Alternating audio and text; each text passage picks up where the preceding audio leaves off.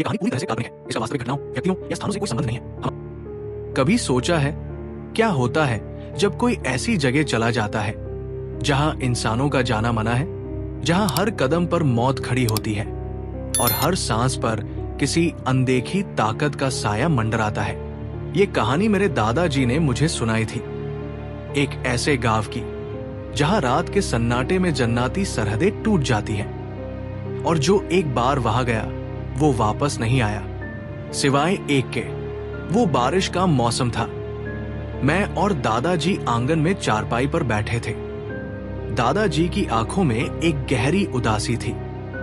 अचानक उन्होंने कहना शुरू किया, बेटा, ये जो किस्से कहानियां तुमने सुनी हैं, इनमें से कई सच्ची होती हैं। मैं खुद एक ऐसी घटना का गवाह हूं जिसे मैं कभी भूल नहीं सकता। मैंने कौतूहल से पूछा, क्या हुआ था दादाजी?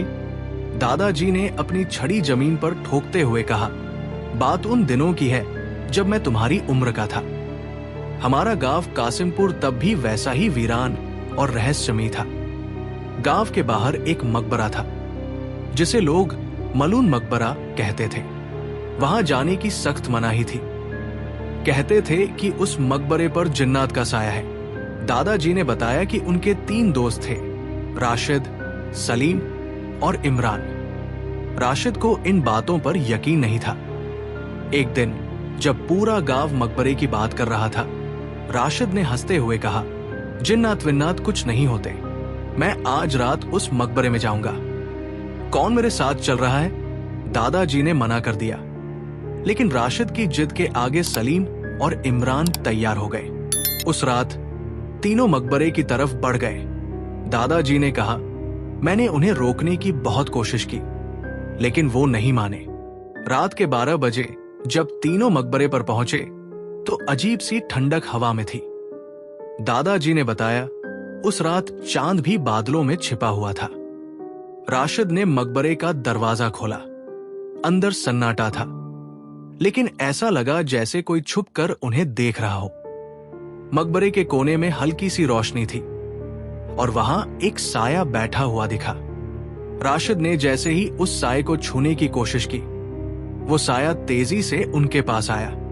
तब राशिद की चीख सुनाई दी। वो जमीन पर गिर पड़ा।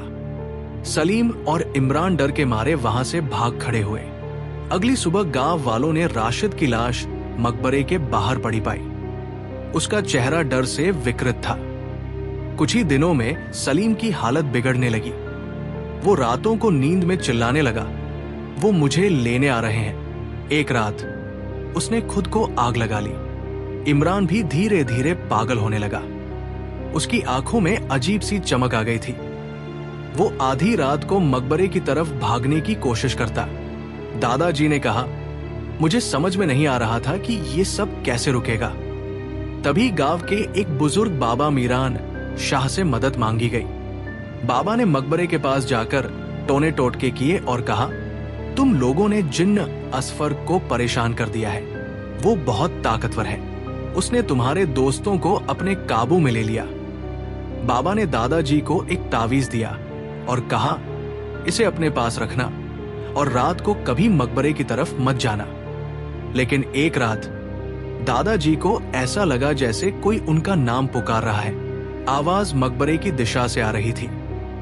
खिड़की के बाहर उन्हें एक साया दिखा। उन्होंने हिम्मत जुटाकर तावीज को पकड़ा और कुरान की आयतें पढ़ने लगे। धीरे धीरे साया गायब हो गया। अगली सुबह बाबा ने मकबरे पर एक बड़ा अनुष्ठान किया। उन्होंने कहा, अब जिन्न यहां से चला गया है, लेकिन ये मकबरा अब भी खतरनाक है, वहां कभी मत जाना। दादाजी ने मुझे देखा और कहा, बेटा, ये सब मजाक नहीं है। कभी ऐसी जगहों पर कदम मत रखना जहां इंसानों का जाना मना है। तो दोस्तों, ये थी मेरे दादाजी की कहानी। क्या आप ऐसी किसी जगह जाने की हिम्मत कर सकते हैं जहां मौत हर कदम पर आपका इंतजार कर रही हो? क्या आप जिन्नात की सच्चाई पर यकीन करते हैं? अपने विचार हमें कमेंट सेक्शन में जरूर बताएं। और अगर आपको ये कहानी पसंद आई हो तो वीडियो को लाइक, चैनल को सब्सक्राइब और शेयर जरूर करें।